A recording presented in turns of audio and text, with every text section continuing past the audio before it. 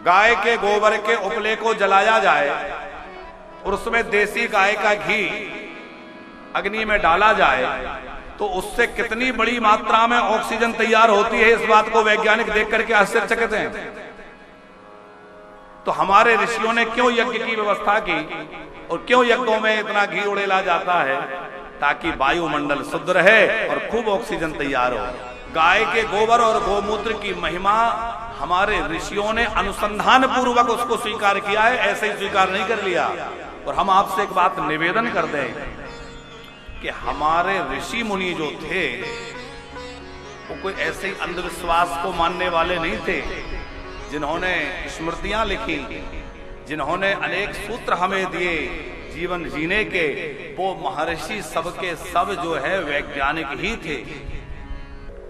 तो गाय के गोमूत्र में, गाय के गोबर में क्या सामर्थ्य है, उनकी क्या महिमा है, उनसे कितने रोग मिट सकते हैं, घर का वातावरण कैसे शुद्ध किया जा सकता है, उस पर हमारे ऋषियों ने, हमारे पूर्वजों ने रिसर्च किया, अनुसंधान किया।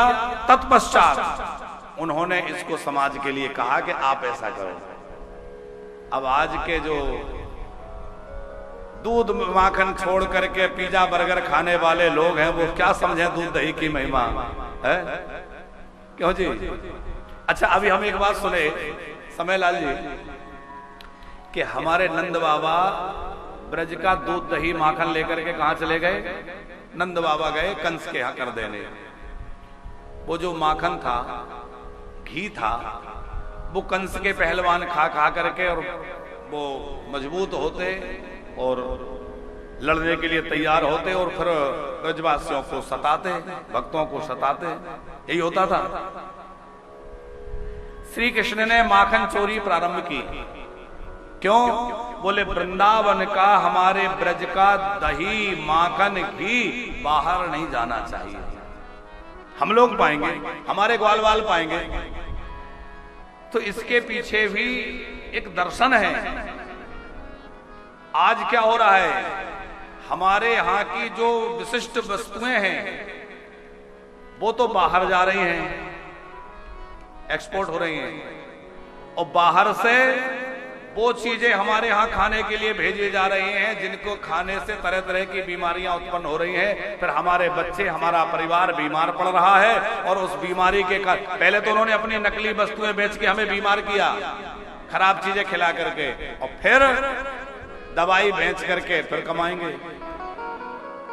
तो भैया, हम अपने देश में उत्पन्न होने वाला अनाज, दूध, दही, घी, मक्खन, ये सब खाएं और स्वस्थ रहें, तो हमें ना ज्यादा बीमारियां घेरेंगी और ना ज्यादा परेशानी होगी, हम लोगों का जीवन स्वस्थ रहेगा। पर हमने गाय की महिमा, गाय के दूध दही माखन की महिमा को समझना बंद कर दिया।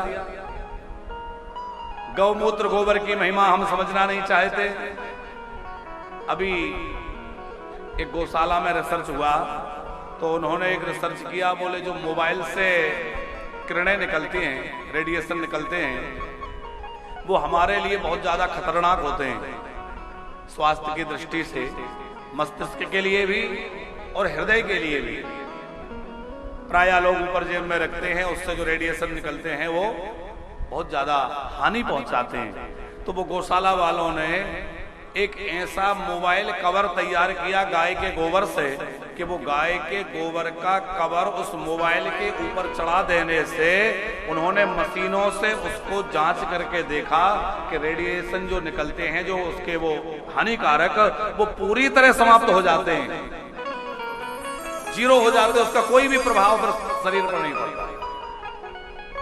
तो जिस गाय के गोबर में इतनी सामर्थ्य है कि वो मोबाइल से निकलने वाली जो दुष्किरणें हैं, जो दुष्प्रभाव करने वाली तरंगें हैं, उनको रोक सकता है, जो गाय का गोबर गौमूत्र इतना सामर्थ्यशाली है कि बड़े बड़े बीमारियों को मिटा सकता है, घर में उत्पन्न होने वाले तमाम जो है जो बैक्टीरिया है उनको नष्ट कर सकता है, तो भैया हमें उस गाय की महिमा को समझना चाहिए कि नहीं? पर हम लोगों ने गाय को छोड़ दिया, सड़कों पर डंडा मार करके हम इतने स्वार्थी हो गए कि अब हमें गाय से कोई प्रयोजन नहीं, हमें तो बढ़िया दूध थैली में सवेरे सवेरे मिल जाता है, हम बढ़िया अपना ओटा के पी लें, चाय कॉफी जो बनाना है। पर हम ये नहीं सोचते कि थैली में जो मिल रहा है वो दूध है कि जहर है? क्या खा रहे हैं हम लोग इतने बनावटी होते जा रहे हैं कि ताजा अन्न छोड़ करके और सड़ा बुसा बासा अन्न। अरे विदेशों की तो मजबूरी है कि वहां ताजा अन्न उपलब्ध नहीं होता, वो बेचारे कई दिनों का रखा खाते हैं।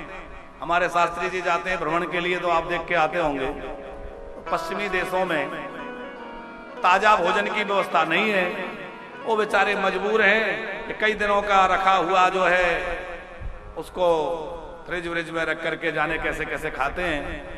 पर हम लोगों ने, अब उनकी तो मजबूरी है, हमने फैशन बना लिया। बड़ी विचित्र स्थितियां हैं। खैर हम लोग लाला की लीला में चले, हमारे कहने से बहुत ज्यादा कुछ सुधरने वाला तो नहीं है, पर हाँ हम सोचते हैं थोड़े लोग भी जाग जाएं और थोड़े लोगों में भी कुछ क्रांति आ जाए तो भैया देखो राष्ट्र की रक्षा बहुत जरूरी है। क्योंकि राष्ट्र नहीं बचेगा, हमारे राष्ट्र की समृद्धि नहीं बढ़ेगी, हमारे राष्ट्र में स्वास्थ्य और शिक्षा नहीं बढ़ेगी तो राष्ट्र की उन्नति कैसे होगी? और राष्ट्र की उन्नति नहीं होगी तो हमारी उन्नति भी कोई मायने नहीं रखती। किसी की व्यक्तिगत कोई उन्नति कोई मायने नहीं रखती जब तक उसके राष्ट्र की उन्नति ना हो। हमारे लिए सबसे ऊंचा धर्म यदि कोई है तो वो राष्ट्र धर्म है। हम राज धर्म और राष्ट्र धर्म को सर्वोपरि मानते हैं और हर हृदय में राष्ट्र प्रेम होना चाहिए कि कैसे हमारे भारत को हम समृद्ध बनाएं। शिक्षा के क्षेत्र में, चिकित्सा के क्षेत्र में क्या हम अपनी भूमिका अदा कर सकते हैं और किस प्रकार अपने देश के जो है आगे बढ़ने में सहयोग कर सकते हैं।